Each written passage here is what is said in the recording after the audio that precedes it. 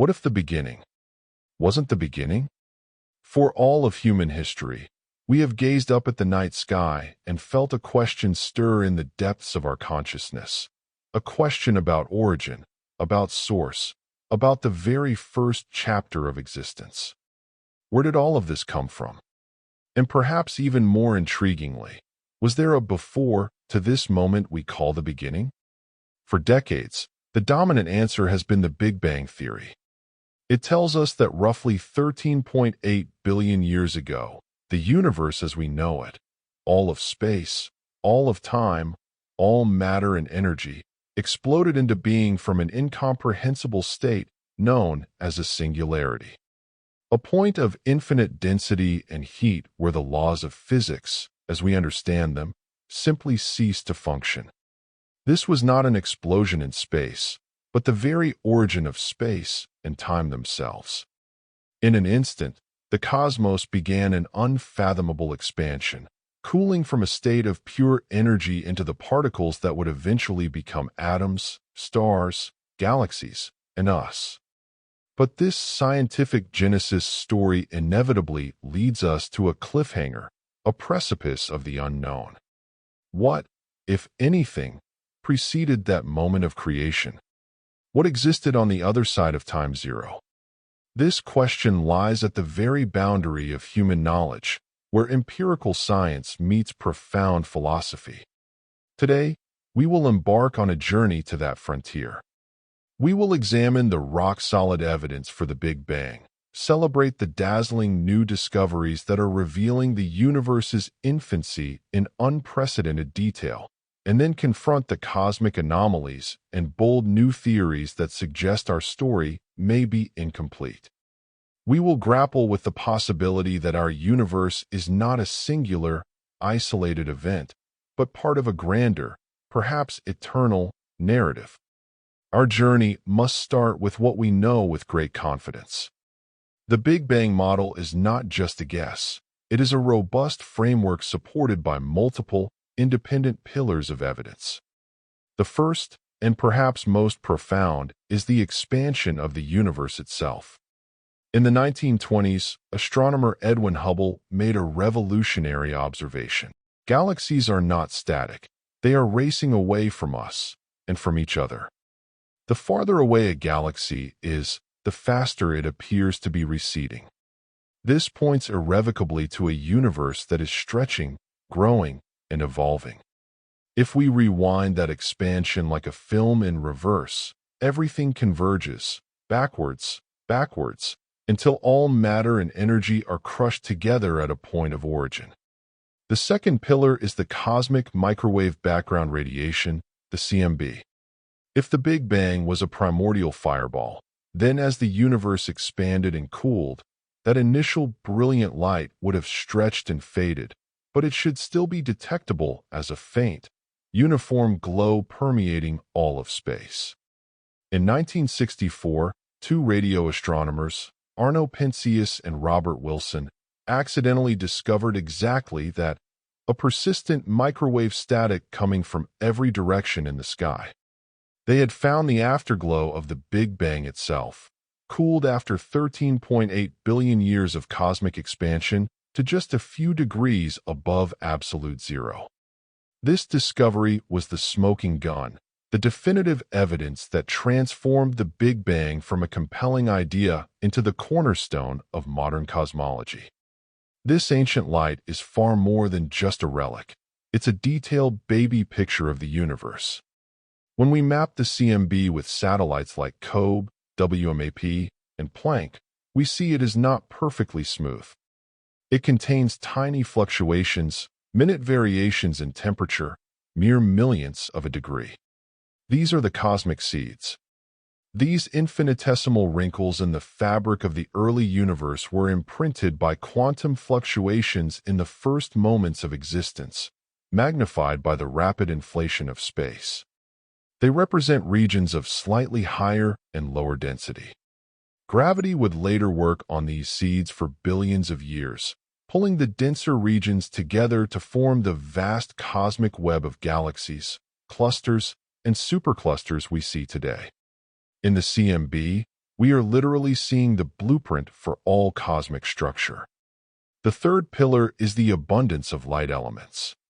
The Big Bang Theory makes a very specific prediction about the conditions in the first few minutes. When the universe was a hot, dense soup of protons and neutrons, nuclear fusion occurred on a cosmic scale for a brief window before expansion cooled things down too much. This process, called Big Bang nucleosynthesis, should have produced precise ratios of the lightest elements, about 75% hydrogen, 25% helium, and trace amounts of lithium and deuterium.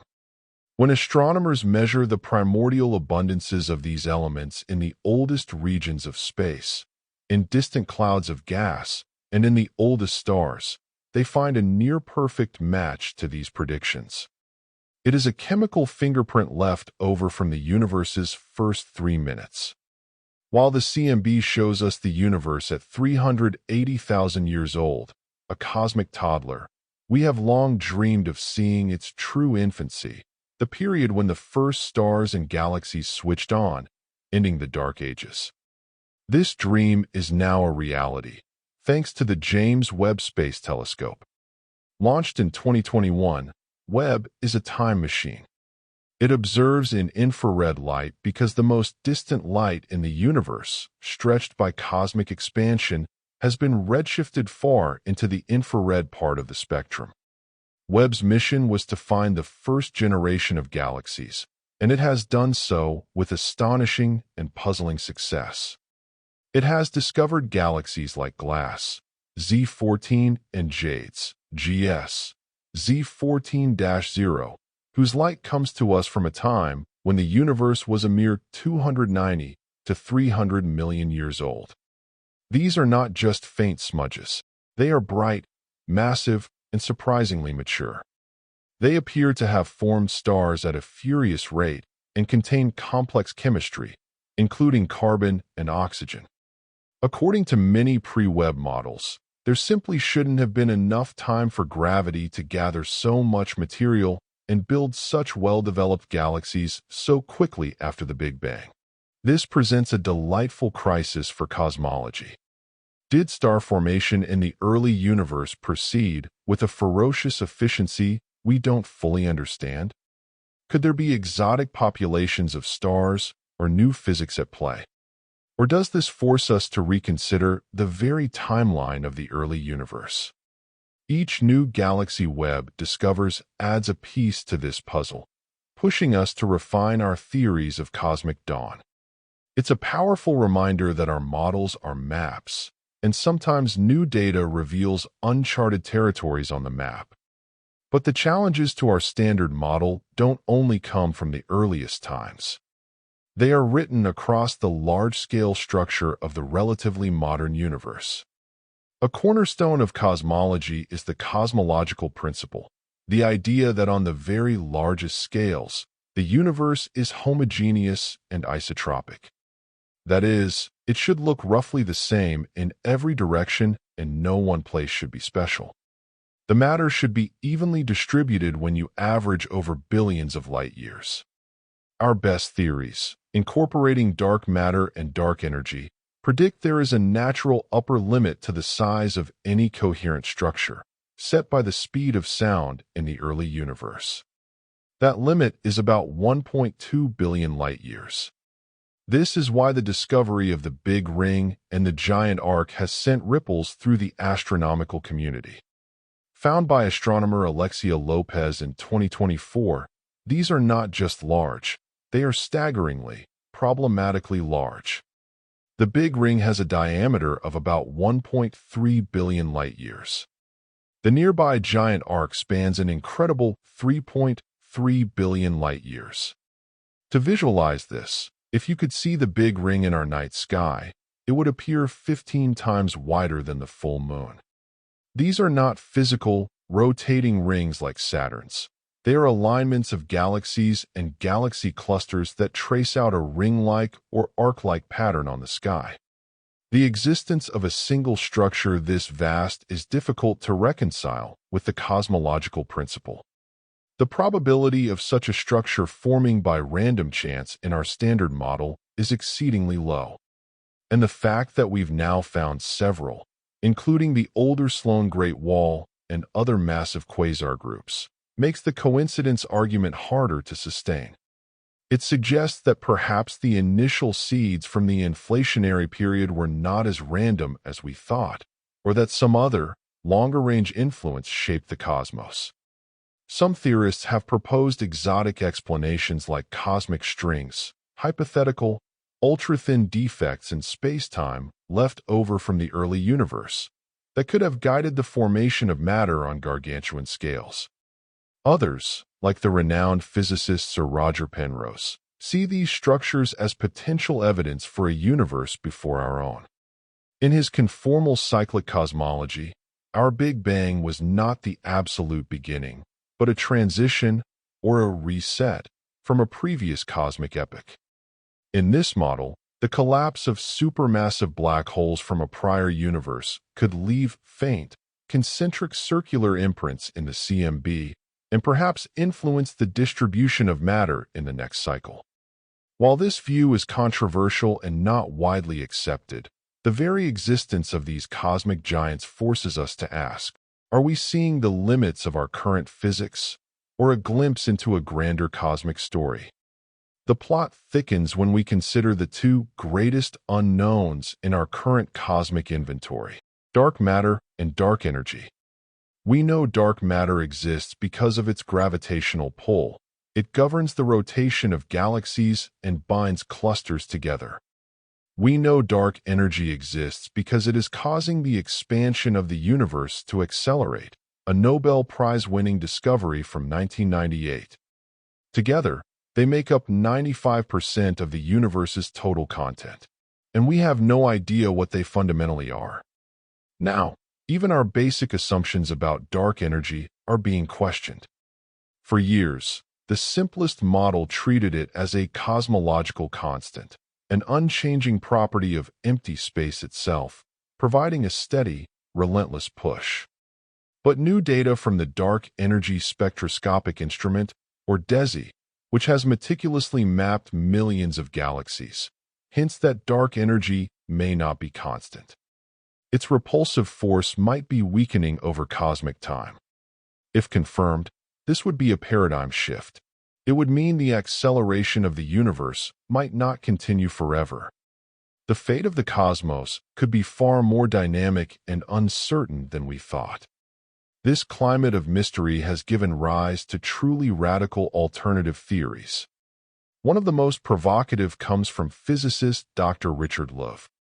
He proposes a model that does away with both dark matter and dark energy entirely. How? By suggesting that the Big Bang was not a one-time event. In Löw's model, our universe is shaped by a series of transient singularities or mini-bangs. These are brief, flickering events where matter and energy spontaneously flood into our cosmos, not from a single point in space, but uniformly everywhere at once. Each event creates a burst of expansion, explaining what we attribute to dark energy, and also seeds new density fluctuations for galaxy formation, explaining the role of dark matter. In this view, our traditional Big Bang is just the first and most dramatic in an ongoing series of creation pulses. The universe coasts between these rare events. It's a modern, mathematically formulated revival of an old idea called the steady-state universe, but cleverly engineered to avoid violating energy conservation laws. It is, by its author's admission, highly speculative. Yet it represents the bold, creative thinking that emerges when the dominant model is strained by unresolved mysteries. The theory makes testable predictions, suggesting we might find subtle kinks or discontinuities in the data mapping the expansion history of the cosmos. So, we return to our ultimate, haunting question: what, if anything, existed before the Big Bang? Modern cosmology offers several speculative, but scientifically grounded, pathways. The first answer is stark: nothing. In the context of Einstein's general relativity, the Big Bang singularity is the absolute beginning of time itself. There is no before because time did not exist. It is a boundary to space-time, much like the edge of a map. The question becomes meaningless, a trick of language born in a universe where time always flows. The second possibility is a cyclic or bouncing universe. This idea appears in various forms. In Penrose's conformal cycles, universes succeed one another eternally. In theories like loop quantum cosmology, a branch of quantum gravity research, the singularity is not a final wall but a gateway. A previous universe could have contracted in a big crunch, reaching an ultradense state where quantum effects become dominant, causing it to bounce outward into our Big Bang expansion. In this scenario, time continues through the bounce, and there is a definitive before, a prior cosmic phase whose echoes might, one day, be discernible in our data. The third framework is the multiverse. In some interpretations of inflationary theory, our Big Bang is just one bubble in a frothing, infinite meta-universe. Inflation, the rapid expansion that shaped our early cosmos, may be an endless process, constantly spawning new pocket universes with potentially different physical laws. Our entire cosmos is a local event in an incomprehensibly vaster, eternal reality. The question of before dissolves into the geography of a landscape beyond our observational reach. Finally, there is the humbling admission that we may be asking the question with the wrong tools. Our current physics is split between the colossal scale of gravity, described by general relativity, and the tiny quantum world. The moment of the Big Bang is where both must unite, but we lack a complete theory of quantum gravity to describe it. The true answer to what came before may require a revolution in understanding as profound as those brought by Einstein or Newton.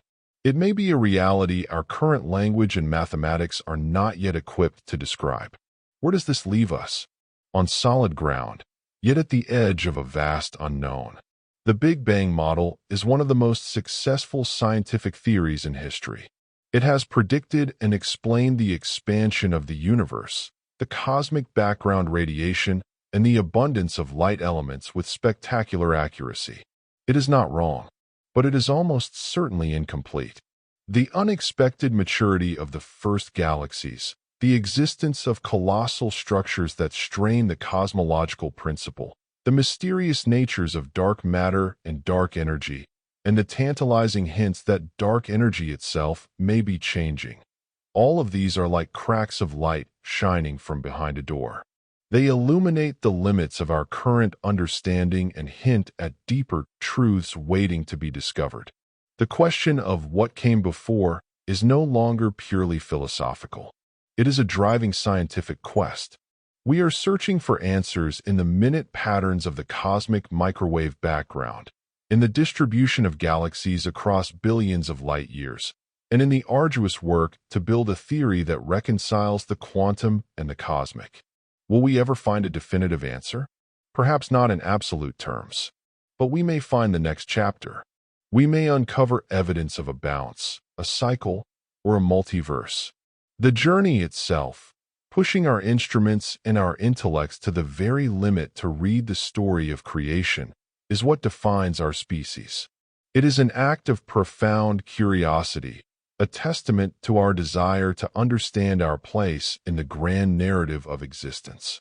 The search for our ultimate origins continues, and in that search, we discover not just the universe, but the extraordinary capacity of the human mind to reach for the stars and question the dawn of time itself.